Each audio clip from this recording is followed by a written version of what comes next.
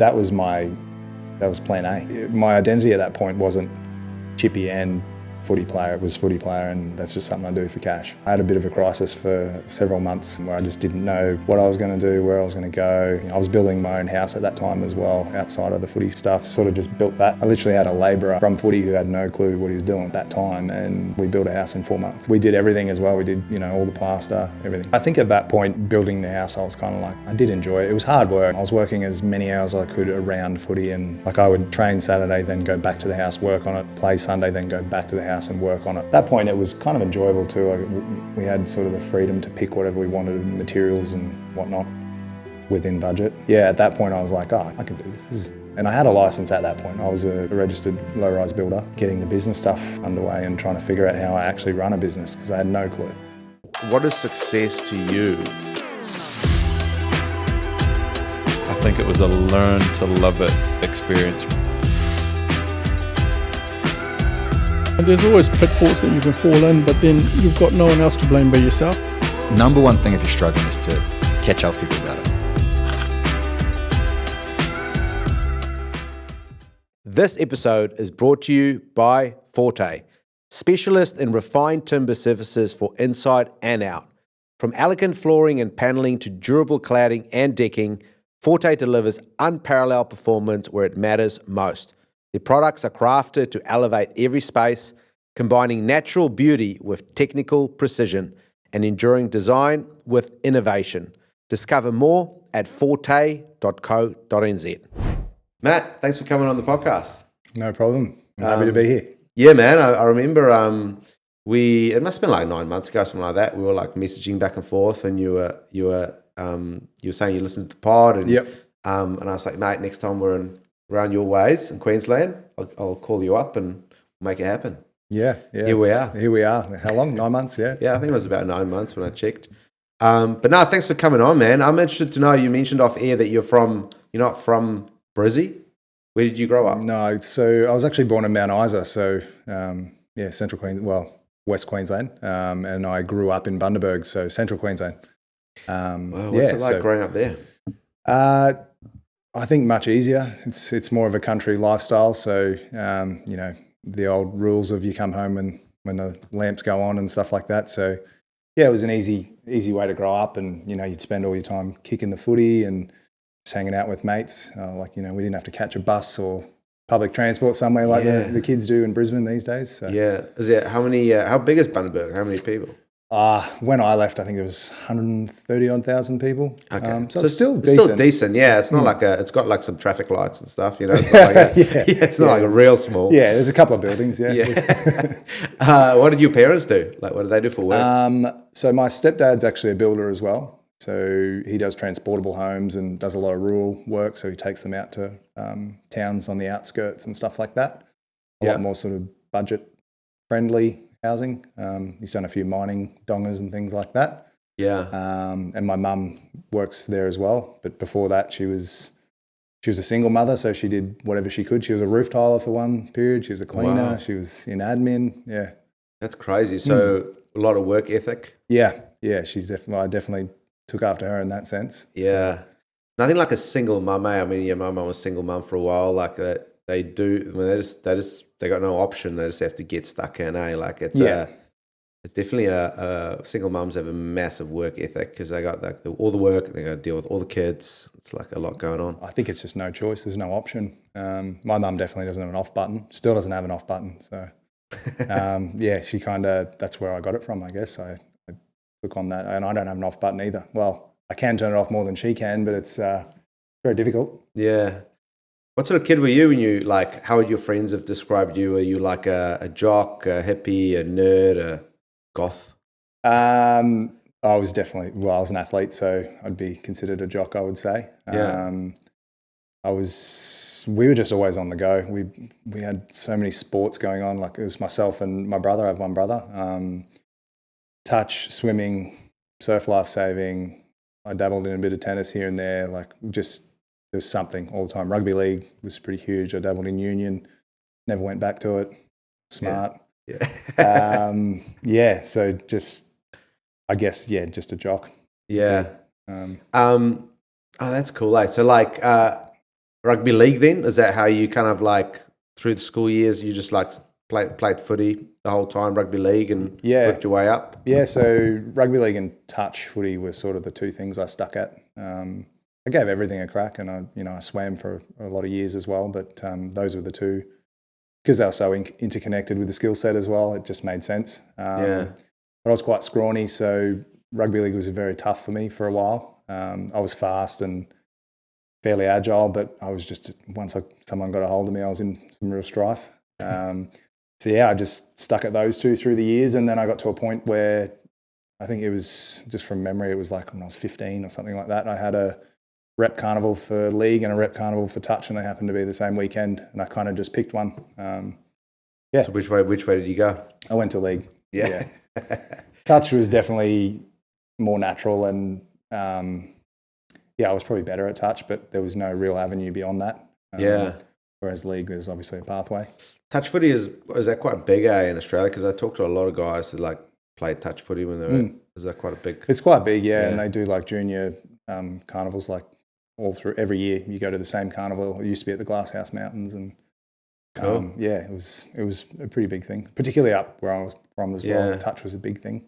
It's quite good actually if you think about it, for the young kids, because like if you think of like big collisions, head collisions, all that stuff that parents are worried about, the touch footy is probably a good alternative for, you can still skill set, speeds, a lot of stuff that's still enjoyable, but you're not having those big collisions all the time, Yeah, I think that's why the period that I was scrawny, I enjoyed it, because I wasn't getting belted, but I got to do all the other fun stuff. So it made sense for me for a period, but And then what was the journey with in rugby league? So where did you go from beyond there? So just a quick rundown, I guess. I started a cabinet making apprenticeship when I was still at school, so I was 15. Right. So I did our school did 2 days a week you could work if you had an apprenticeship. So I did 3 days at school, 2 days at work. Oh, wow. Cool. The cabinet maker worked for my stepdad as well, so it all sort of worked out. Yeah. And then, I just kept doing that while I was doing the footy thing, and I got picked up at a footy carnival by Noel Cleal from Manly. Essentially signed with Manly in the younger grades and moved to Sydney at 16 and a half, I think it was. So Jeepers. Bundaberg to Sydney. It was a big move. What did your mum say about that? Was she stoked or was she a bit nervous? She was stoked. So my brother actually he had signed a contract with them as well, so he was there. Wow, okay, so that actually made it a little bit easier. And my uncle actually played NRL for the Manly Seagulls as well, so he was sort of an old boy and still lived in the area as well. Yeah, so it was a bit in the blood. It was easy for her to handle that move when there's, got some support there as well. So you moved, so that's pretty young, eh? So what was that like, moving to Sydney from small town to big city? It was an ego boost. Yeah. Definitely thought I was the big dog, and start walking around a little bit differently. Yeah, chest out, and it was a big move. Like obviously I had the support there, but I still, myself and my brother rented a unit together, and we went halves, and my wage was $320 a week. My rent was $250. Yeah. So I really relied on the football payments to come through as we started playing, but it was still a big move. It's a big city. Yeah. I think being on the northern beaches, it was super. I was grateful for that because I kind of just stayed in that pocket. Yeah. So it felt like a small town almost. Yeah, that's true, eh? Because like when it's a big city, you end up not moving around a lot. Like you're just sort of in that area. Northern Beach is not the worst place to hang out in. Yeah, could be wet spots. I was there for 4 or 5 years, and I didn't really go to the city. I know I went to the city 4 times. It just wasn't on my list. Manly's about as far as I got. Yeah, could see the city, and that was about it. See the city, see the bridge. Yeah. And so, what was the game plan there? So you were kind of like working your way up to first grade. Like, how did that work? Yeah. So obviously, the aim for every kid that goes there is to play NRL. I kept my cabinet making apprenticeship going in the background. You essentially have to work when you go as a young kid because we used to get $200 a fortnight or $200 a week. So we really had to work and keep going. So I just continued with the apprenticeship while I was playing. I had a pretty big setback early. I was just about to re-sign for 2 more years, and I had an ACL reconstruction. Oh no! Just running on the field with no one near me, and my knee went. So pretty big setback, but they sort of, I showed enough of what I could do and they re-signed me for 2 years. So, just continued with that, finished the apprenticeship. Got to a point where I finished like the national under-20s and just had to make a decision of where I was going to go next. And, I was behind Steve Maddai and Jamie Lyon, which are pretty well-known blokes. And they continued to play for a couple of years after I left. So it was a good decision in the end. Yeah. Ultimately I decided to move to Brisbane. So. And what was the thought behind Brisbane? Like, did you move after a girlfriend? What was the reason? Did you just like Brizzy? You were like, that looks cool.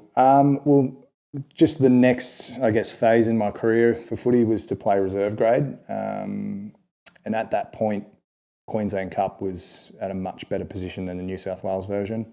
Right, it was a stronger competition. It was more well known. Players were getting paid more, and it was treated more professional. From what I could see. Yeah. I got picked up actually in a semi-final. I was playing for Manly against the Broncos, and I got picked up by a Broncos feeder club. So cool. Yeah.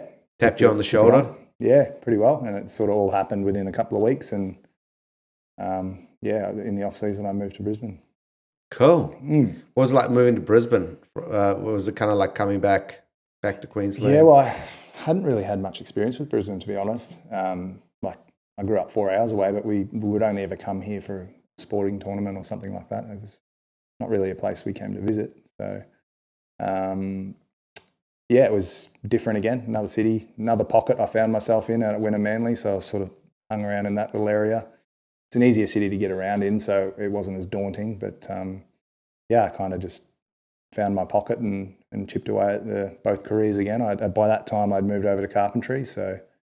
Cool. And where was your brother at that point? Was he still back in Sydney, or did he move as well? No, he had actually moved the year prior. So I stayed in Sydney and he signed at the Sunshine Coast Falcons. So he moved to the Sunshine Coast. Cool. So he was there and I was in Brisbane. And then not long after I'd signed with my team, he actually signed with them as well. So we ended up the same team again. Oh, sweet. Yeah. Was that quite cool? Like having your brother around, you're like playing footy, you kind of like have someone there that's like got your back and vice versa. Well, we always grew up sort of playing in the backyard, and like it'd be me and a mate of mine against him. He was 2 years older than us, so quite a bit stronger than us as well. So we had him for speed, but that was about it. We never really played together in any teams until this point. So at Wynnum Manly, that was the first time we'd ever played together. Cool. So, yeah. And how long did that take, or how many more years did you play there before you sort of transitioned into full-blown construction game? Well, I played another 4 years there, and then I signed with actually Melbourne Storm and Falcons in a partnership deal. So I played a couple of trials with Melbourne Storm at that point, and then moved to the sunny coast and played there. And that stage was 2016. Yeah. And then... there was talks of a debut and whatnot with the origin period coming up, and I ended up needing a bilateral groin reconstruction. So, oh no! Yeah, there was a realisation at one point when I went to run out on the field. I kind of knew I needed groin surgery, but I really wanted, obviously, to play NRL, so I was just pushing as hard as I could. And I went out to a captain's run one day, and I went to run, and my body didn't run. Like I was looking at my legs, thinking in my head, run. And there's a lost connection there somewhere. So, I just couldn't run. At that point, I sort of knew I was in some real trouble. And, like a week or two later, I was in for major surgery in a sensitive area. Yeah, jeepers. Can't even imagine that. So was that kind of the end? Yeah, that was definitely... I came back the year after to just see if I could do it. And, actually, I'd finished rehab that year and came back the same year. But my return game, I tore both adductors in one motion. So kind of at that point, I was like, well, we're done here. I did come back again the following year because I'm an idiot and I refused to give up. I played reserve grade again, and like I could function, but I just knew in myself it wasn't there. I wasn't operating at the same capacity as I was before. So I kind of told myself that's it. It was mid-season as well. I was just like, it's just not for me. Yeah. What impact did that have on you at that time? Because I'd imagine you would have a lot of your, like you say, the nice ego boost, a lot of your identity would have been intertwined with being a footy player and making your way, you know, like in the family events. It's like, uncles, all the chats around, when are you when's your debut? When's it happening? Wow, what impact did that have? Like, it was pretty heavy. So that was plan A. So for me, that was like, my identity at that point wasn't chippy and footy player. It was footy player, and that's just something I do for cash. So yeah, it was. I had a bit of a crisis for several months where I just didn't know what I was going to do, where I was going to go. You know, I was building my own house at that time as well, outside of the footy stuff. So yeah, I sort of just built that, and that's, I guess, where the company thing came out of. I just went, oh, it was easy. I literally had a labourer from footy who had no clue what he was doing at that time, and we built a house in 4 months. So yeah, it wasn't a massive house, 3-bedroom, 2-bathroom. Yeah, still though. But from scratch, we did everything as well. We did, you know, all the plaster, everything. So wow. Yeah. So you were like, okay. So then obviously you went through a tough time. You kind of had to like rethink your existence here and why you're here. At which point did it get to where you were like starting to think, oh, I could like enjoy this, like I could kind of, because obviously you felt that you were good at it, but which point did you start to shift your thinking to like, oh, maybe this could be like a thing, like a career? Yeah, I think at that point, building the house, I was kind of like, I did enjoy it. It was hard work. I was working as many hours as I could around footy, and like I would train Saturday, then go back to the house, work on it, play Sunday, then go back to the house and work on it. And I just, wow. At that point, it was kind of enjoyable too. We had sort of the freedom to pick whatever we wanted, materials and whatnot, within budget. But yeah, at that point, I was like, oh, I can do this. And I had a license at that point. I was a registered low-rise builder. So yeah, it was just getting the business stuff sort of underway and trying to figure out how I actually run a business, because I had no clue. I assume you didn't go work for anyone else after that, or you did at that point, yeah. So what was that like? I wanted some experience under other builders, because at that point I just didn't know how to run a business. I didn't really know how to run a site that well, apart from bathroom renos and decks, and like it was easy at that point. So yeah, I went and worked for some builders. We moved to Brisbane as well. We sold our house and moved to Brisbane. My partner, she's an actor and a director and writer, and she was doing auditions in Brisbane 4 times a week. So made no sense to stay on the coast. We'd moved back there. I'd found a builder to subcontract to, and the experience I got on the first day was literally threw the plans and specifications at me and said, "You're all good, are you, mate? Like, go for it. Here's who you ring if you need stuff, but otherwise it's just, you've got it, you sort it out." Wow. That was it was pretty hectic. And he goes, "If you need help, you just hire them and then charge them back to me." Wow. Okay. Well, yeah. So what was he? Was he just like, are you just trying to scale? Are you just running a big business? You just got a project, just need you to just run it, sort it out? Yeah, I think maybe he had a fair bit of growth, and he definitely didn't have the staff to cover it. We'd worked with a couple of their staff members as well, and 50-50 on that. So I just ended up hiring a mate of mine, and he was another chippy as well, and we just sort of worked away at it, and we smashed the house out. We got it right. We learned a lot of lessons. A lot of things, obviously, I did without charging him because I made a mistake and all that. So you were like, so you weren't employed, right? So he was hiring you as a contractor? Yep. Yeah.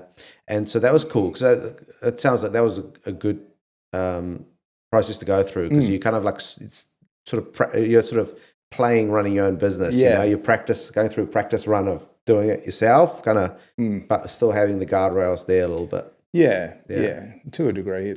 It definitely felt like I was left in the lurch a little bit, just thrown in the deep end and said, good luck. And like, as a builder myself, I'd never, ever do that in terms of it's my reputation. There's just no way. And I just met the bloke. Like, I knew him through someone I knew on the Sunshine Coast. That was as far as we went, one phone call, and do it. It was good though. It was, my name wasn't on the fence. Like, the clients knew me and they kind of knew that I was doing it. It was one of the extensions where they lived there as well. So they saw us every day. We'd always chat to them. So. Cool. Yeah. And so you started to learn, how you run a site, how you deal, sort of somewhat how you deal with a client. Yep. Did you have to like order material? So he would just like organise that? Yeah, it'd be a mixture of, at certain places he had accounts. He's just like, just get what you need. Other things he had already, like, trusses he'd already organised, so they'd just come out. Trades we had to sort of talk to and figure out when we needed them. So it was mostly us, but obviously it's his money, it's his accounts. If we ordered more material than we needed, it was on him. Yeah. So yeah, that was the protection. Yeah. So it was like a little bit there, but okay. And then after that, did you still work for other guys, or did you just like? How long did it take before you were like, no, I'm just gonna like do my own thing? Yeah, he moved to he wanted me to start quoting jobs for just my components, and I quoted a couple, and he was keen for us to jump on. And by the time we had finished that other job, I was just like, man, what am I doing? Like this, I am actually doing something that I'm already licensed for. So why not just give it a crack? Which I learned pretty quick. It was much harder than that. Yeah.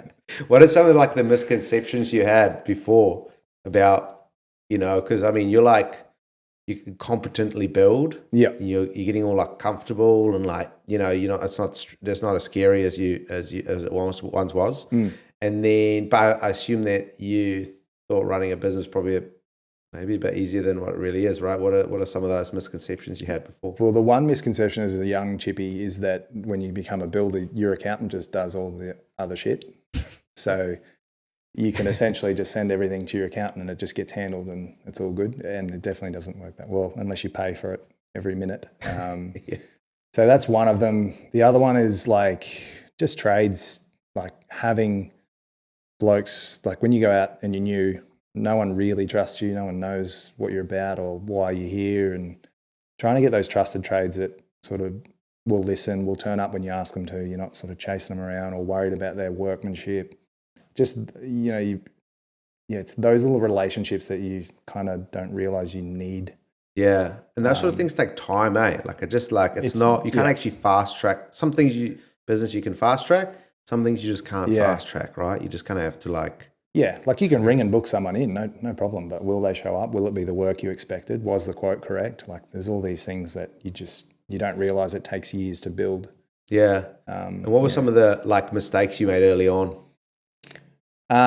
Mostly around time quoting. Obviously early on it's fine because you just trade your own time for free. Like you just like, I'm just not getting paid for this Saturday. I'll just do it. Yeah. They were some of the big ones. And like some of my jobs looked great financially, but when you actually allow the time that I didn't track, you're like, mate, I didn't earn anything there. Yeah. You work back your hourly rate, eh? It's pretty poor. Yeah, I think I did a couple at the start. It was like $12 an hour or something. I was like, what am I doing? Like, that's when you start having those, what am I doing wrong? And you got to really start thinking about how you're quoting things. And, like I took 50 grand a year from my business's pay for the first 3 years. Whereas I know young blokes these days that are coming in paying themselves 100, 120. Yeah. And they are going to go through those same mistakes. It doesn't matter how much coaching you have or any of that sort of thing. Until you've actually have a lived experience, you don't get it. Yeah. I was going to ask, did you have any like any sort of mentorship or any coaching or anything at the start, or were you just sort of like, I'm just going to figure it out? Yeah, not really. I had my stepdad, obviously, that I could reach out to here and there, but he's still operating on Excel spreadsheets and he does steel frames and new homes and stuff. So it didn't really apply to what I was doing. And kind of by about year 4, my turnover was much greater and the value of projects were much higher than what he was doing anyway. Yeah, so you just kind of like, and if he's a bit more old school, it sometimes doesn't help. School. He's still on the tools. He's 71. So wow, well, good on him. Yeah, he drives prime movers for his transporters. He does all the digging for footings. He's pretty loose. What a legend. Yeah. So yeah, it was, I guess that the biggest things is the estimating side and just Yeah, that's the hard part. Is how do you price it correctly so you actually make money? But yeah, on the coaching, sorry. I just did like little modules of a bunch of different coaches. So your APBs, the professional builder, all those sort of things. And I took like little pieces that made sense to me. Yeah. And then got out of the coaching and then moved to the next one and took a few pieces that made sense and got out of it. Yeah. What's your thoughts on all, there's a lot of coaching programs. Some of them are, like a lot of people go through them, so they can't be that bad if like so many people go through them. Some of them obviously are run by people that used to run their own building businesses. Others have sort of come off from like a business coaching element, and they've sort of just niched into the construction side. Yeah. What's your sort of view overall on the construction or building coaching industry? Yeah.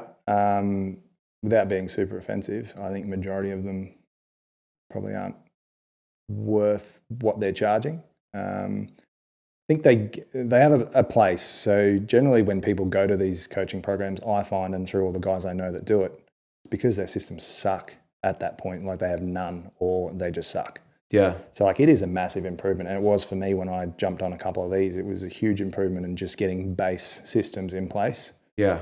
But I find with a lot of the coaching, they're generally a spreadsheet you've got to fill out on your own anyway. You could probably get there without it. Just how quickly that would happen or whether you would actually just do it or not. That's up in the air, but I do think generally most of the material, and I know because I've been through a few of them, it is very generic. I think the builder themselves make it something. It's kind of like what you do with it, and it's like, and I know what you mean, like especially the guys that are like, that has gone, they're running a business where they're the center of the universe and it's like them and a bunch of helpers.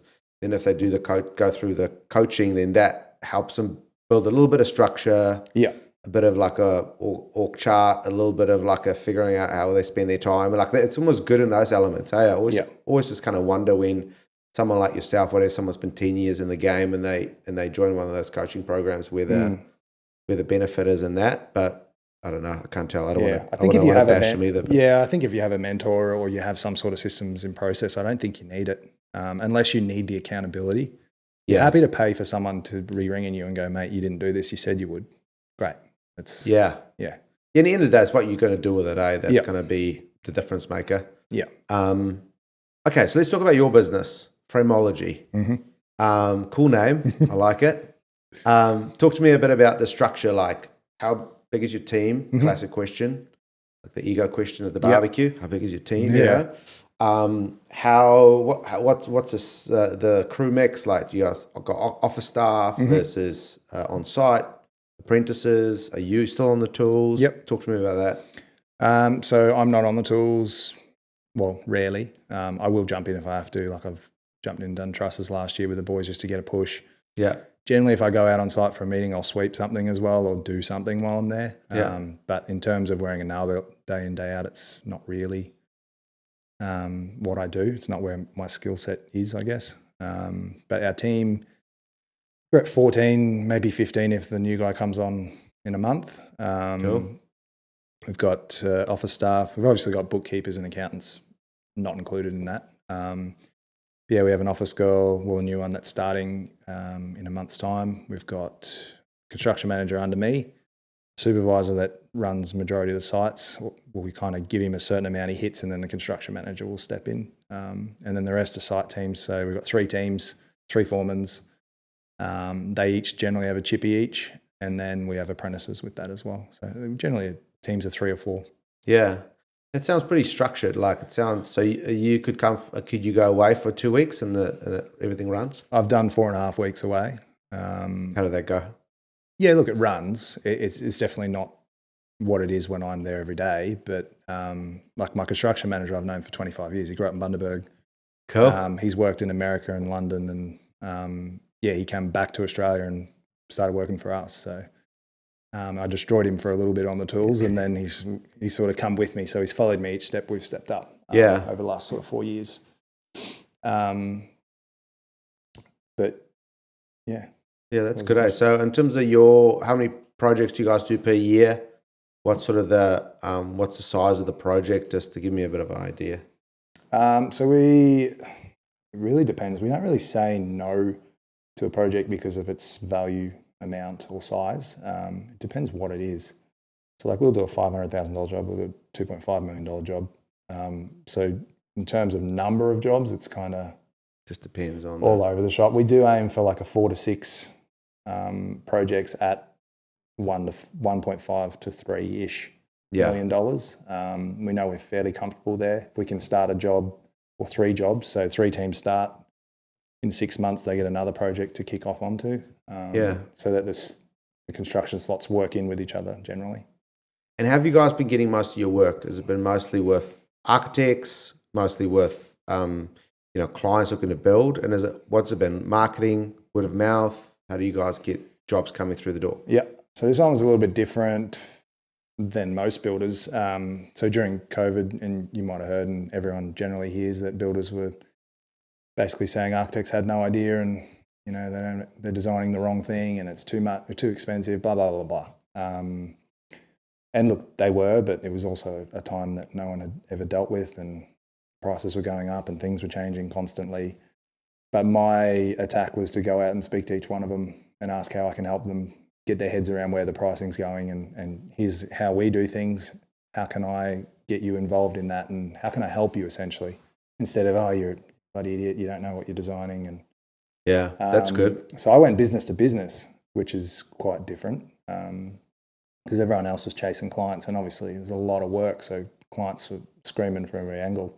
Yeah. And we had a few of those as well, but my attack was go to architects and designers, see how I can help them. And then from there, they would see our process, and then they want to be involved in our process. So. Yeah, I think that's so clever, right, to do that, and just coming in more of like, because I mean, I think builders can be very, they can maybe need work, and then they're like, oh, I need to reach out to architects, and then like they call an architect, and they go, have you got anything for me to price at the moment? And it's like, I want something. Yeah. I want something. They go going for the ask, Yeah. And I always thought that's not like the most smartest way to just like build a new relationship and then ask for something straight away. Yeah. It's like, so I think it's clever to do what you did. I just imagine how many, and that I was just lucky in that period because builders weren't asking for work. There's so much other work. Yeah. But how many bloody emails and phone calls do you think they get from builders asking for work now?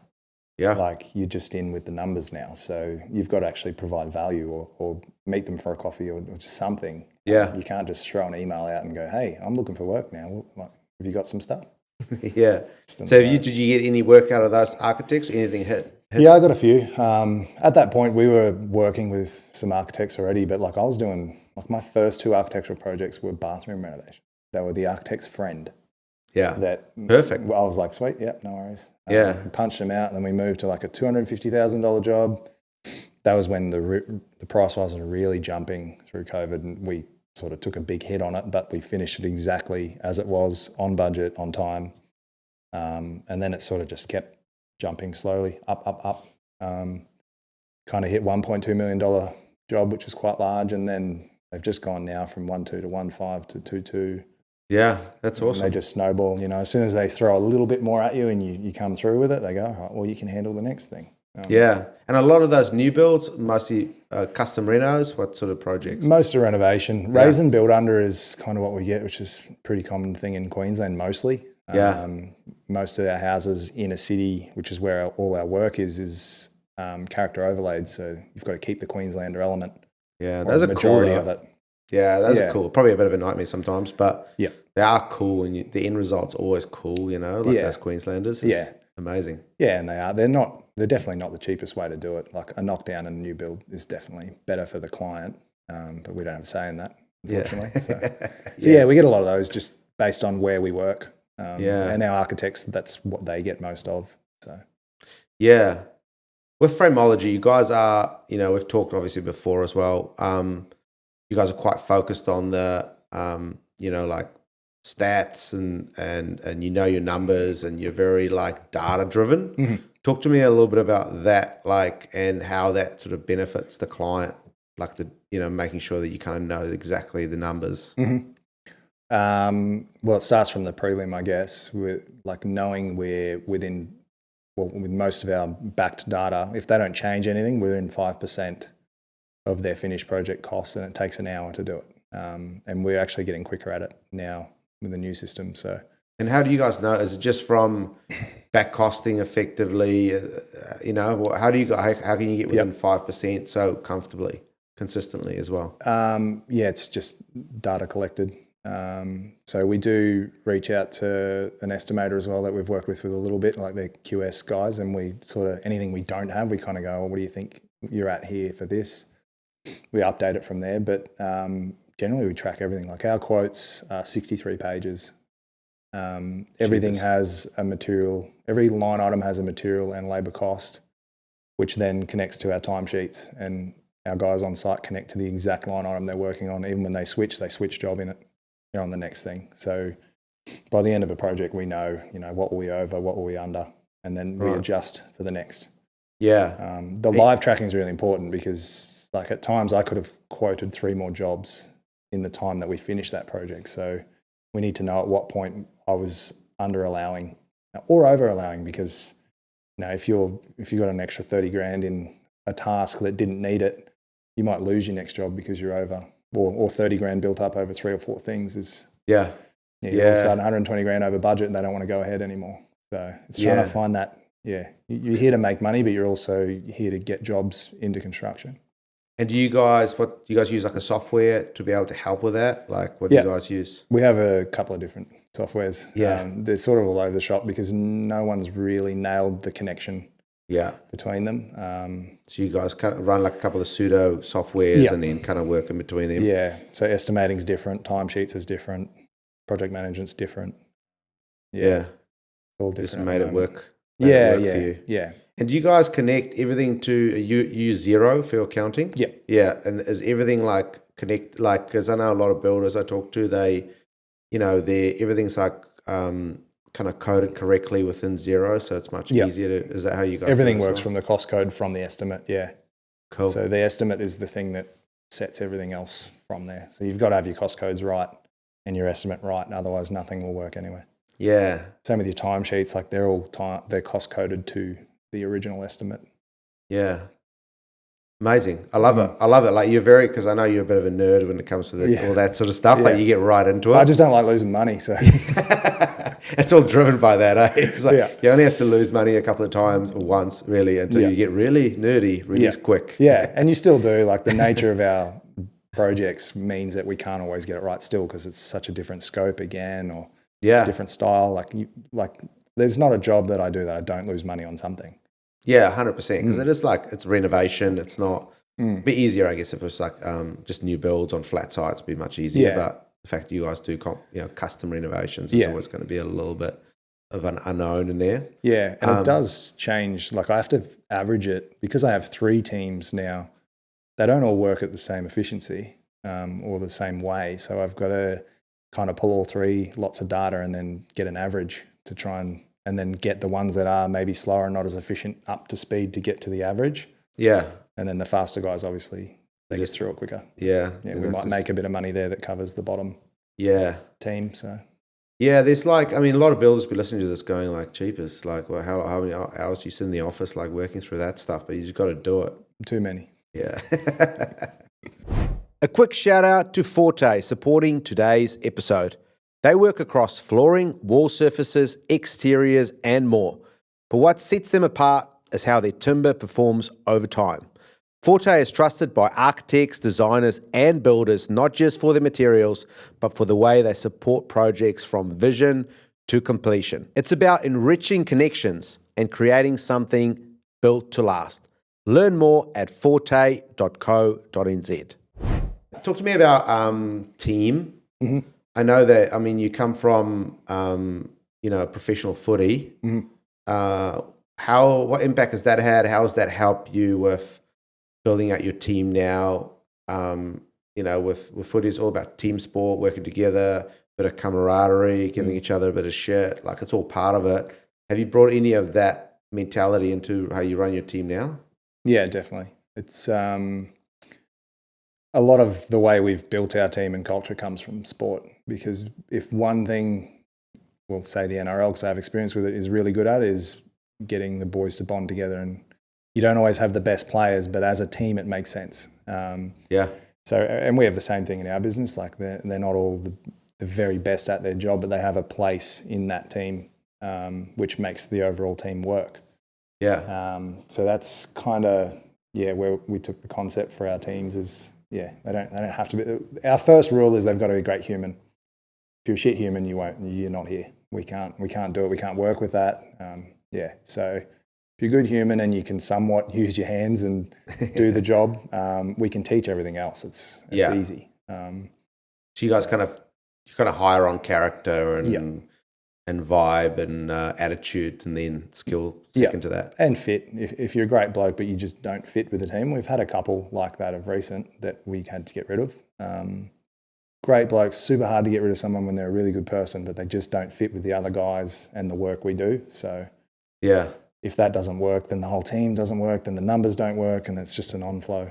And how do you sort of cultivate good culture? Like, how do you, culture is it's like a bit of a mystery around it. It's a little bit of magic. Like, how do you sort of keep the culture going, keep the guys happy? And what's your sort of leadership style around that? Well, they're all happy because they ask for pay rises every couple of months. Most of them earn it. They all earn it. We don't really pay rise unless they earn it. So it's a tough question. It's not easy, It's not easy to keep everyone happy and keep everything gelling. And I think it's a combination between, obviously they've got to be good at their job. We're here to make money. We're here to do this thing, make clients happy, but they have a life. It's not outside of this. It's not their life. It's not their baby. Keeping my mindset around that, hey, this is my thing. It's not theirs. They're here to, like an apprentice is here to finish his trade. He just doesn't care if Frameology, but he loses money or makes money. It's not his problem. So I guess thinking about what their objectives are outside of life is super important for that culture. Like one of the things we did 2 years, it must be 2.5 years ago now, is we went to a 4-day week, 4 10-hour days. It just meant they get a Friday, Saturday, Sunday every week off. So like that for the boys to have a bit of, work-life balance. It's the same hours, it's just we've compressed it so that you can have a longer weekend. Every public holiday, they get an even longer weekend. So like it's just part of it. That's fascinating to me, around how they can work 4-day weeks. And I know you mean the way, because there's probably a lot of efficiencies, like, starting the day, finishing the day takes time, like set out and all that. Packing up tools. Like if you only have to do it 4 times versus 5 times, that's more time working. It's more efficient. What are the pros and cons of working, getting your boys to work a 4-day week? The pros are they're just generally happier. The boys, without the ATO listening, can do side gigs, whether it's invoiced or not. Not sure. For charity. They complement their income in a sense. So like for that makes a big difference to, say, an apprentice who can go and help a carpenter on the weekend. That's a massive pro. And then if they don't work the weekend, they've been able to spend time with family. Fridays, some of the boys get to take their kids to school, or they have their kids at home and they hang out with their kids. So there's some of the pros. They come back refreshed, obviously, on a Monday as well, having a bigger break. Cons, it is a longer day. It starts to, like it's a 9.5-hour day, then half-hour lunch that you're paid for. But so what time do they start? What time do they finish? 6:30 to 4:30. Okay. So it's starting to get, as you get to that 9-hour mark, that last hour is questionable. In terms of just like energy levels. Just get tired, that would probably be the only thing we start to see, is they do get tired throughout the day and then throughout the week. So on the Thursday, it's kind of compounded. The last couple of hours might be a bit tough for them to get through. But then you've got that other thing on a Thursday where they know there's no Friday. It's, let's just push through, get the tunes going, let's get through the day, and we'll get a long weekend if we want. I think that's kind of cool, I kind of like that, because it also like creates a bit of, whenever times are tough, you create a bit more of a bond. And you're like, hey boys, we're going to have to it's like 3 more hours on a Thursday afternoon. We're just going to have to knuckle down. We're all tired. But let's go. I think that brings people together as well. The other con from a builder's perspective is you feel like you have less time to get to your sites and stuff with the boys there. You've only got the 4 days, not the 5 days. And then if anything's happening on a Friday, obviously everyone else is off. So like my supervisors are really good. Like there's something happening on a Friday morning, they'll go and do it. But generally if they can't, I go. And how do you sell that to the clients? Like for them to be like, hey, on Friday you're going to drive past and stare at a site, there's no one on there. How do you sell that? Do you kind of have to over communicate that with them, or how does that work? We definitely over communicate it. We don't sell it because it's just the way it is. It's like my margin. It doesn't change. It's what it is. Yeah. This is how we run things. This is why we're efficient. This is why we finish on like early. We finish all of our projects early from my allowances. So there's really no argument about it. And we communicate really well through our software and through our system while we're building, so they can see things changing. We put photos up every day. So yeah, our foremans do it every single day. This is what got done. So none of them can really question anything. We have subbies that still go on Fridays, so it's not like there's never anyone there on a Friday. Right, so there might be like an electrician there or something, whatnot. Concrete pour, it could be anything. Could be block work. So it's no different for our subbies. They go Friday, Saturdays when they need to as well. So yeah, it's just our actual boys. And did you see another company do that before? Or did you just take the plunge yourself and thought you'd try it? Our new supervisor actually, he was on casual where he was coming from, and he always had to have Friday off for his kids. And that's kind of where the idea came. And I was like, why don't we just do it as a whole company, so that it's not you just get every Friday off and everyone else is working going, oh, freaking Ash. So we I took it to the team. I said, look, this is what I'm thinking. What do you guys think? I'm happy to stay at 5 days. I really don't care. But this is I feel like a good direction for all of you personally. And they were all, yep, sweet. Yep, let's do it. Let's give it a crack. We trialed it for a couple of months and, hey, how you going? Do you want to still do it? Yep, we still want to do it. Now none of them will leave because they don't want to go back to 5-day week. We've had a few comments now that they're like, we just couldn't do it. Yeah. It's very interesting, because there's a big point of difference. And yeah, like, so what, if they go find someone else says, I'll pay you $5 more, but you're going to have to work 5 days rather than 4. It's like a big, it's a big shift to be able to change that mindset. Yeah. Yeah. And then you've got, by the time you pay tax on that, it's not $5 more. Yeah, exactly. It's going to have to be a chunky number more for it to make sense. Yeah. It's just like the boys these days, they don't really want to do overtime. By the time they pay extra tax on it, it doesn't make sense. Yeah. So they'd rather go and do their side hustles. Yeah, for charity work. That makes more sense for them. 100%. Do you, in terms of removing yourself from the business, and it looks like you've kind of done that to an extent, the fact that you could go away for like 3-4 weeks, kind of, a sentiment to that. But what are the biggest, builders listening to this? They may be wondering like, I need to take more steps towards like removing myself from elements. Maybe they're still on the tools and they want to just remove themselves from the elements of the business so they could actually have 2 weeks away or whatever. Like what are some of the steps you took that could maybe provide some insight to other builders looking to do the same thing, to kind of like just remove themselves a little slowly. The first thing will be your mental state. It sucks before it gets better. Like any expansion, you're going to spend money before you start getting that return. So that was a really hard thing for me at the start, was to get my head around that I'm bringing this supervisor on, or the guy below me that I'm paying to essentially do what I'm already doing with me.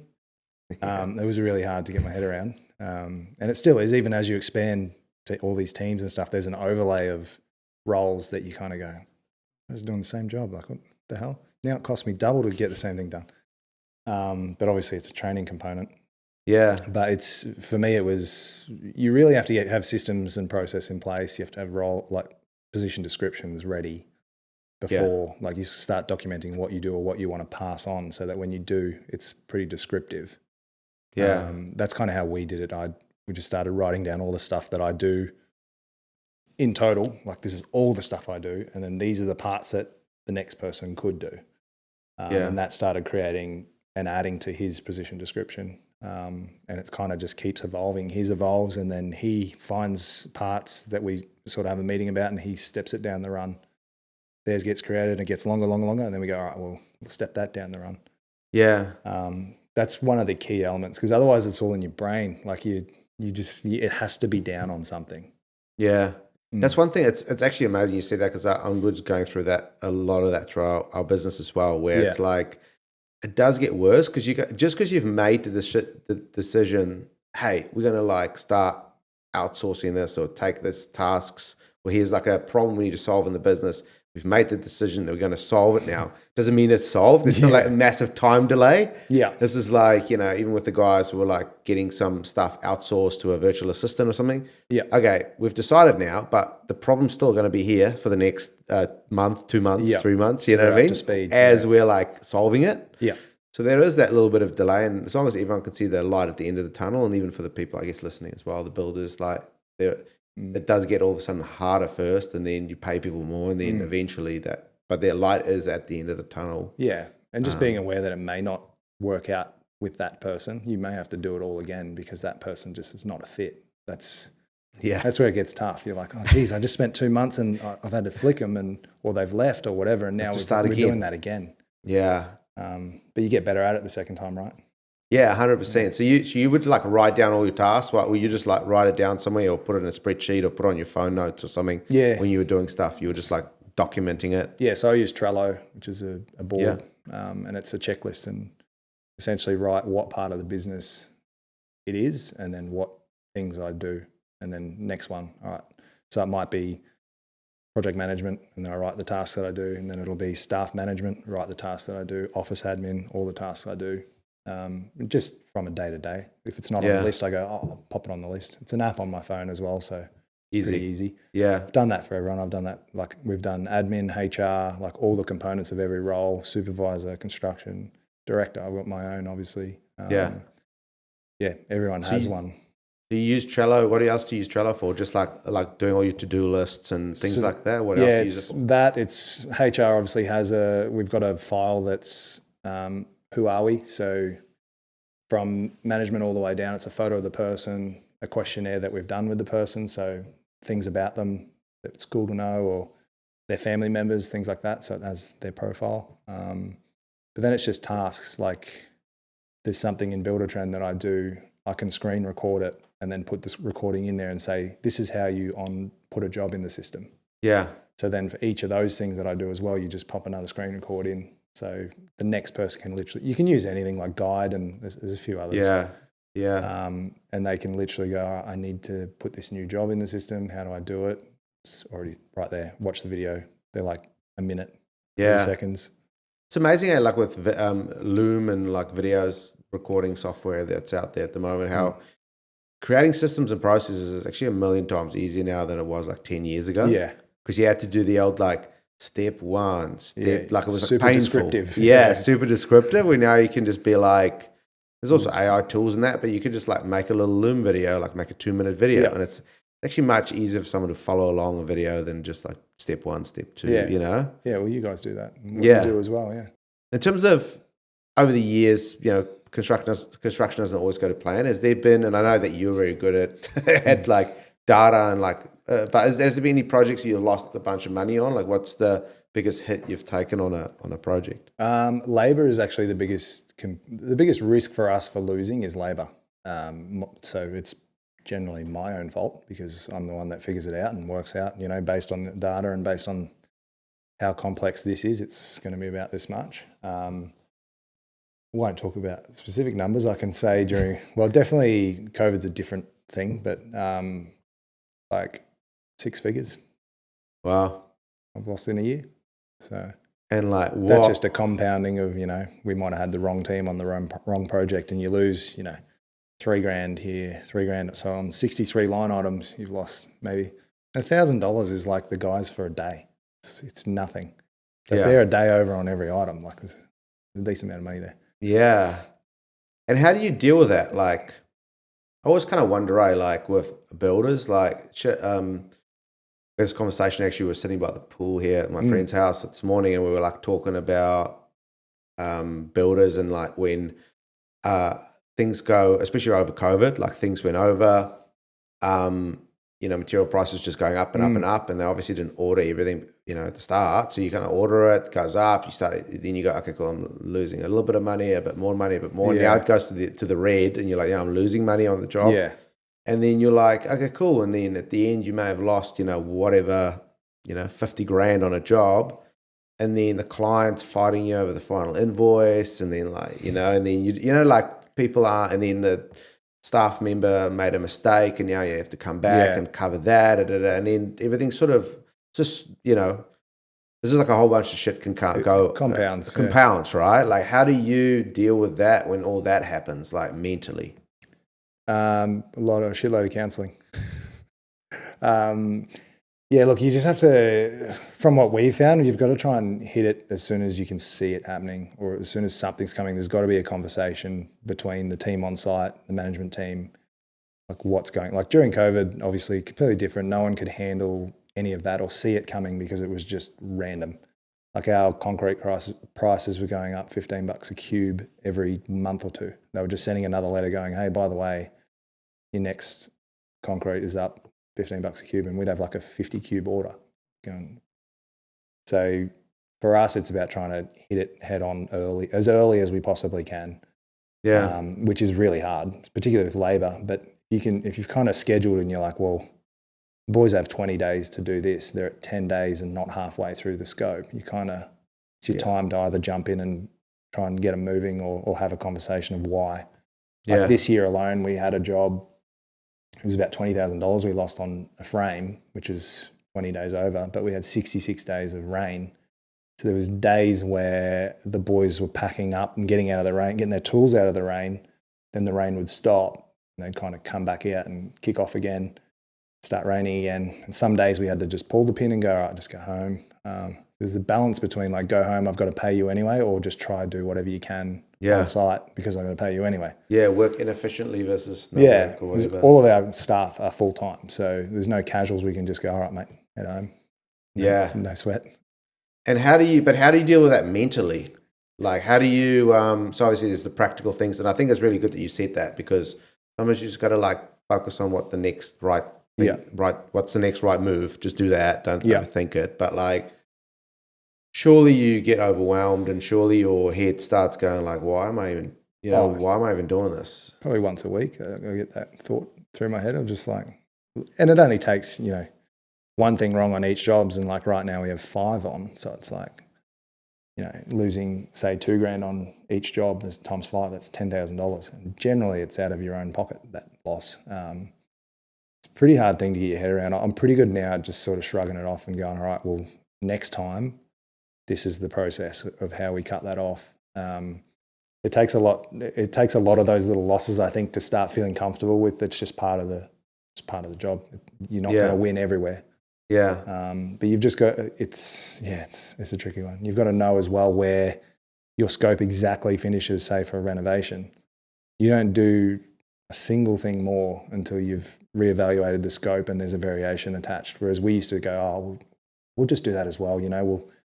We can extend that wall 2 meters. It's no big deal. We're already framing. But then you add up that little extra time. There's an hour there and there's an hour there, and gets forgotten about at the end of the job by clients and whatnot. So you're left with the red. Yeah. But I've gotten really good. Like myself, and there's a couple of mates of mine who are builders as well, who we just became builders in the perfect storm. Like COVID hit right when we were all starting to get really good and get reputations, and we all it kind of created I don't know, it's like a resilience of just like, oh yeah, that's just part of it. That's what building is, isn't it? Yeah. It's a real different mindset, whereas the guys before that really struggle with it. The guys after it struggle with it because it's a much better market now than it was in that period. But anyone who became builders during COVID have a different mindset around being in the red and dealing with crap. Yeah. Because it just happened every day. So, yeah, that's kind of interesting. So do you think so you have a bunch of builders that you catch up with like regularly? Yep. And how beneficial is that? Very, yeah. There's 30 of us in our group, I think. COVID was super, it was really helpful because you had 30 other blokes, and that period actually we had the most people coming to every monthly meeting than we ever did because they were all just had so much challenges and battles. Yeah. But it was good to be able to sit and talk it out and know that, the next bloke's, it's the same thing. It's not you. We're all dealing with it. Yeah. Obviously there's things where someone will tell you it's you. Okay, well, how do I fix it? That was you, mate. Yeah. Yeah. And I had a conversation with a guy this morning, a young bloke I mentor, and he's talking through an issue he had with a client, and I heard him out and I said, mate, that's you. that's lack of supervision. You didn't do this, you didn't do this, you didn't do this. Next time you have to do these things. Yeah. So it's good to have that. They're there to support you, but they're there to also just call you on it. If that is it's your fault, mate. Like, you need to change your system. Yeah. I think that's so good to have that, like, yeah, because there's accountability, but also like some mentorship and helping each other out. And also just like, that whole problem shared as a problem halved, you just sort of talk to someone about it and you feel better just because you just talked it out. We share trades, we share suppliers, like or trades not to work with. Hey, this is what they did to me. You might want to stay away from them. Like, there's a bunch of things in there. Yeah, do you think it's because obviously the construction industry has very bad statistics around mental health, guys taking themselves out, bad divorce rate, like pretty much every stat, like construction industry is like right at the top of like the worst stats, Do you think a big part, I mean, obviously it's the nature of the game, it's very complicated, it's very high risk. Yeah. But do you think a big part that adds to that is as builders not, being isolated and not reaching out, just being like, hey mate, like, how do you do this? Or just go having a beer or something with another guy and chat through it. Do you think that the isolation and not getting maybe with other builders regularly is sort of adds to that? Yeah, I think it's 50-50. I think not having that it's definitely detrimental to mental health, like not having a support system in just like my partner's extremely good and we talk about a lot of things, but once again, if you don't live that experience, you don't quite understand it. Like, she can easily say, well, you didn't do this and this and this. This is what you have to do, but it's very different to the real lived experience. So there's that, but there's also, like, we have builders in our group that don't really say a lot. So it comes up to it's down to the individual whether they want to share and whether they feel comfortable enough to share. Yeah. But being in that group, they might vibe with someone who they will talk to later on one-to-one instead of in a group situation. But we do every catch-up we do, it's around the table. Everyone has to speak about wins, losses, what's going on, how are you feeling. Yeah. That's awesome. Is it like an official thing or an unofficial thing? Are you part of a group? Is it like it's unofficial. We're just a bunch of guys that got to know each other. It started just before COVID, and I sort of jumped on right at COVID, so I was quite lucky. And then it's just one guy's gone, all right, well, I'll organise it every month, and someone can host. So if you want to host and talk about something in particular, you pick the cafe you want to go to, you book it. Yeah. The date goes out, and everyone who can make it turns up. I think it's good. I think there's a few I think there's one called like Build Up, and like there's a few other ones where I think it's good to just like if you don't have guys, you can, if you don't feel comfortable, they should just reach out. People should just reach out to those sort of groups. Yeah, it'd be like place me with a bunch of builders or whatever. Yeah, and it's not there's no requirements. I think Build Up is a membership. Maybe it's a little bit different. Like our one, if you know someone's in the group, you literally say, "Hey, can I come along?" And it's like, "Yeah, sweet. Yeah, go for it." Yeah. But you just have to let us know if you're coming, because we book as many seats as we need. Yeah. Obviously, if we need 50 seats, it probably don't get an easy venue. Yeah. There's 50 builders talking real loud and carrying on at a cafe in the morning. So, why do you, when it can be so stressful, like, why do you still do this job? Like, why do you get up out of bed in the morning, Matt, and do this? I think we had a bit of a conversation about this earlier. It was the first time I actually thought about it. I think, whenever we started talking. Yeah. Mine is, there's something in the core of me that just wants to help people, whether it's a client, architect, my staff member, another builder. I generally just have that drive to help, I guess, in a not trying to talk myself up or anything. Beat much. Actually, played some NRL trials, mate. I get a sense of, I get gratitude out of helping someone, and regardless of what, it might be a client not getting ripped off. It might be an architect, going down the route with a builder that taking the piss. My staff, if they need help somewhere or they want to get somewhere, how can I help them get there? That's what I get most out of it. It's not like any builder that's building now is not in it for the money, because we're not seeing the net profit margins like the 90s or anything like that. So most of us have a different reason for doing it. It's not money. Some it is an identity thing. I've done a lot of work around not having my identity tied to my business, which is like, it's taken a lot of work and it still takes a lot of work. And like I don't wear branded gear everywhere. I try and I think I did a couple of LinkedIn posts about, not having to wear steel cap boots to be a builder. You're still a builder regardless. Yeah. You don't have to wear your uniform, walking your dog, lots of things like that. So yeah, I think everyone has a different reason for doing it. But mine's definitely comes down to trying to help other people and, bring them on the journey. And, if we can do well as a company, our employees can enjoy their lives and work 4-day weeks and earn more money for that as they go as well. Then on the back of that, obviously, my own family, we want to eat, we want to survive too and flourish, not survive. I'd say we want to enjoy life. So. Yeah. What impact did your partner play in supporting you building the business up until this point? Obviously partners don't get sometimes enough mention. They have to deal with they have to be the sounding board, and sometimes, even just in general business, but especially in construction, you probably share more than you should, and you just dump too much on them when you had a tough day. What impact has your partner played in this whole thing? She's huge. And I think it goes back to what the builder's willing to share with the mental health stuff. There's a lot of builders that don't tell their partners anything, and that is the cause of mental health issues, whereas mine was the other. I share everything, and she was my bloody counsellor as well, for ages before I actually paid someone to help me. She was a free counsellor.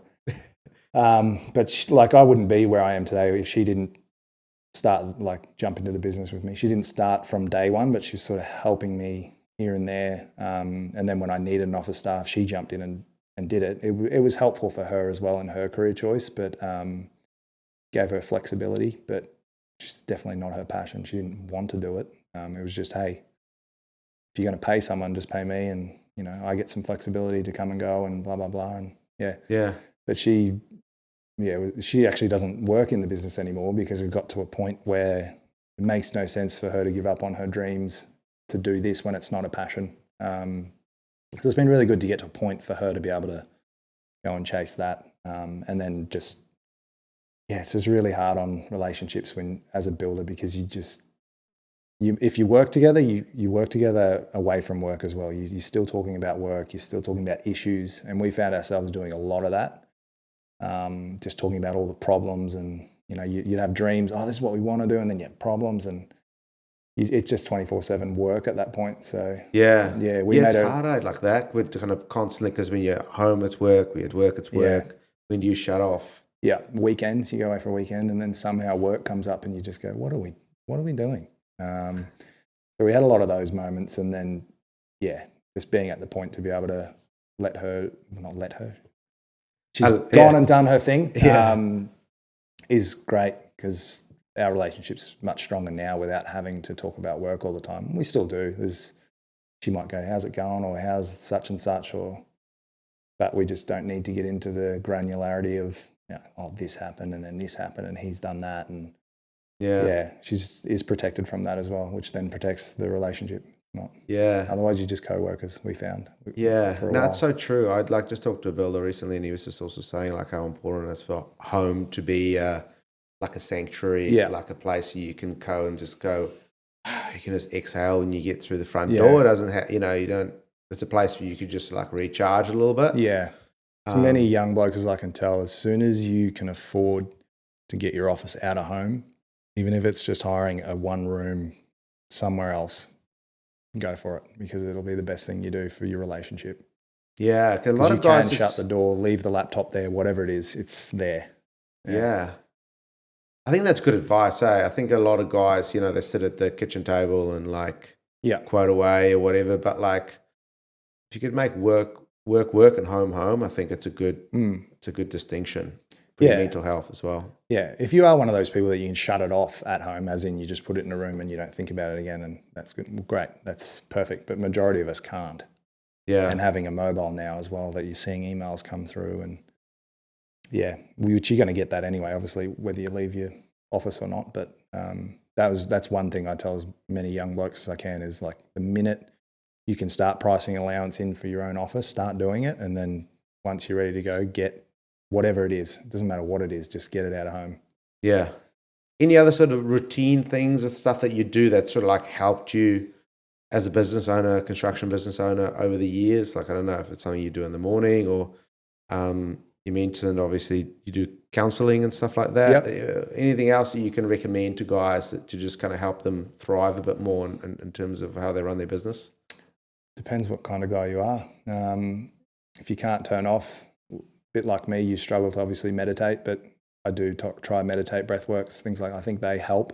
You know, ice baths, going to the gym, all those things help. I don't think they help, and I know it's a trending thing at the moment, I don't think it helps if you go at 3 a.m. and you don't sleep because you're going there to then be able to get to work, to then be able to get home late.